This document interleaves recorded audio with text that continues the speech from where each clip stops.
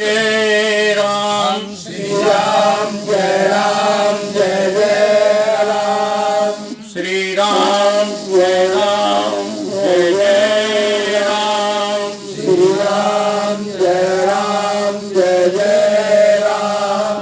श्री राम जय राम जय जय राम। श्री राम जय राम जय जय राम। सच्चिदानंद भगवान की जय। सत्य सनातन धर्म की जय। सतगुरुदेव भगवान की जय।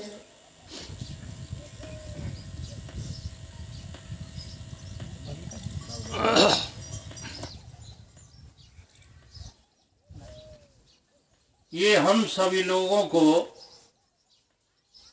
जो दिख रहा है वो अति सुहावना जो है दिख रहा है। और ये जो सुहावना संसार हमें आकृष्ट करता है, ये वास्तव में उस परम पिता परमेश्वर की माया की कृति है। ये संसार तुमको जैसा दिखता है वैसा है नहीं, क्योंकि देख लीजिए जो कल रूपवान दिखते थे वो आज कुरूप दिखने लगे। जो पहले बड़े दिखते थे वो आज नष्ट होते हुए दिख रहे हैं। इससे ये सिद्ध होता है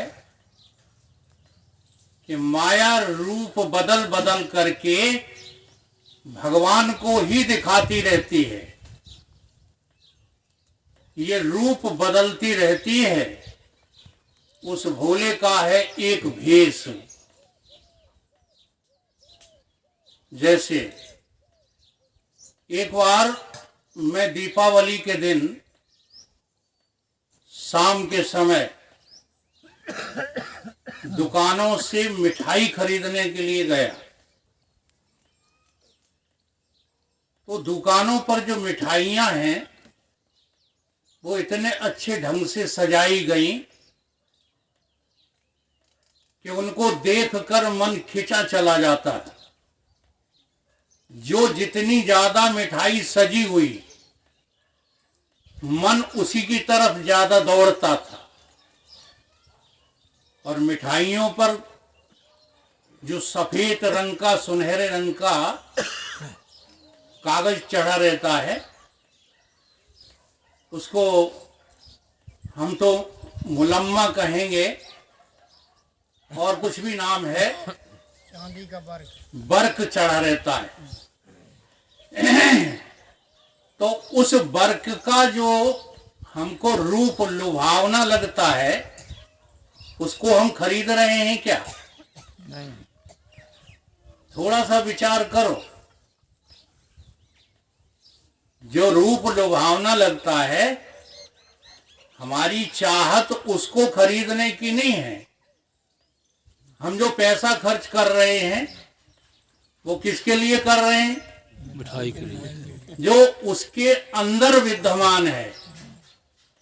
तो ठीक इसी प्रकार से ये संसार के जितने भी लुभावने नाम रूप हैं ये सब हमको आपको ठगने के लिए हैं और अभी तक हम सब ठगे ही गए हैं।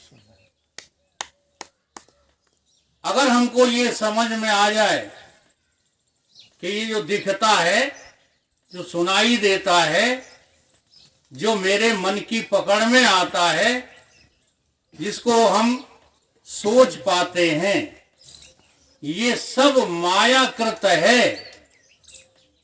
ये सुख नहीं है, ये परम अर्थ नहीं है। और इसी बात को समझाने के लिए हमारे यहाँ परंपरागत अनेकानेक जो है त्योहारों का निर्धारण किया गया,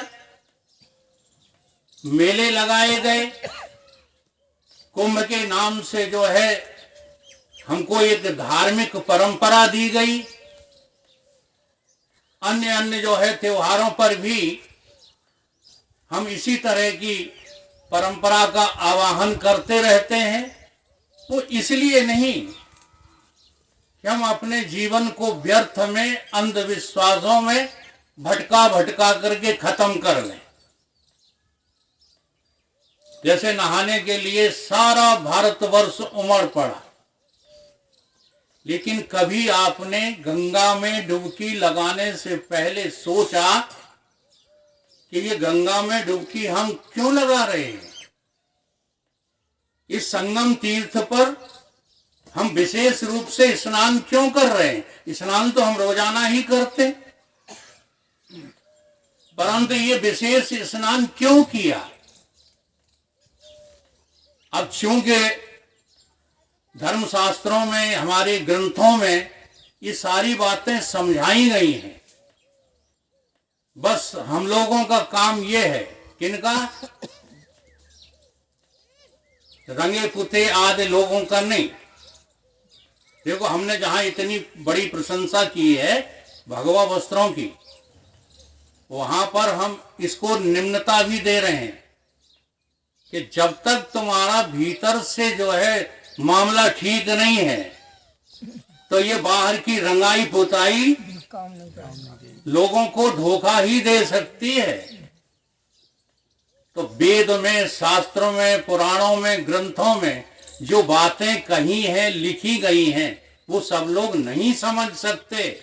इसलिए उन शास्त्रों की समझ जिनको प्राप्त हो गई है, ऐसे व्यक्तियों को हम समझदार माने, और ऐसे समझदार लोगों का नाम होता है संत।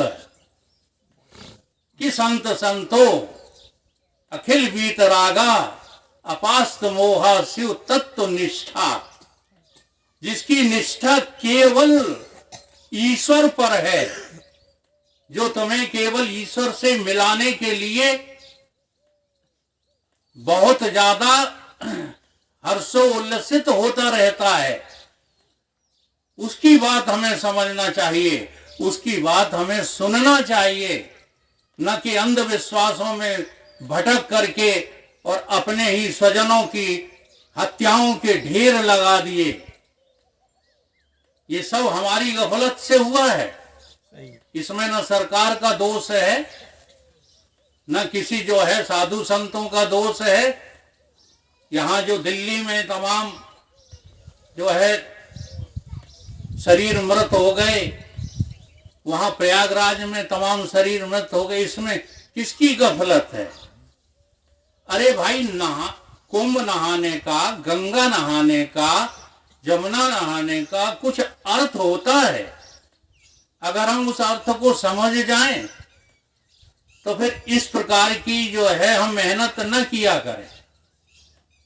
नहाने का विरोध नहीं है, किसी धार्मिक स्थल का हम विरोध नहीं करते, मंदिर मस्जिदों का विरोध नहीं करते। अगर तुम्हारे मन में खोट है, जरा ध्यान देना, मन में तुम्हारे खोट है और मुख में तुम्हारे हरि।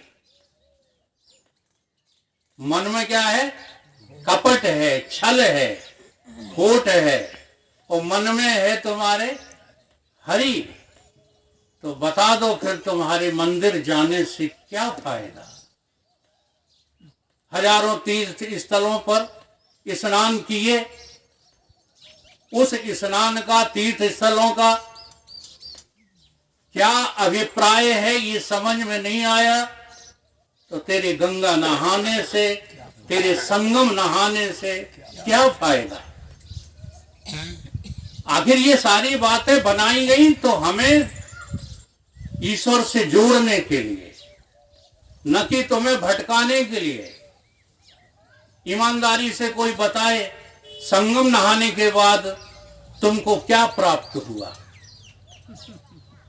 हमें लगता है 100%, 100% लोग संगम नहा करके आए हैं। झूठ नहीं बोलेंगे, हम भी नहा कर आए।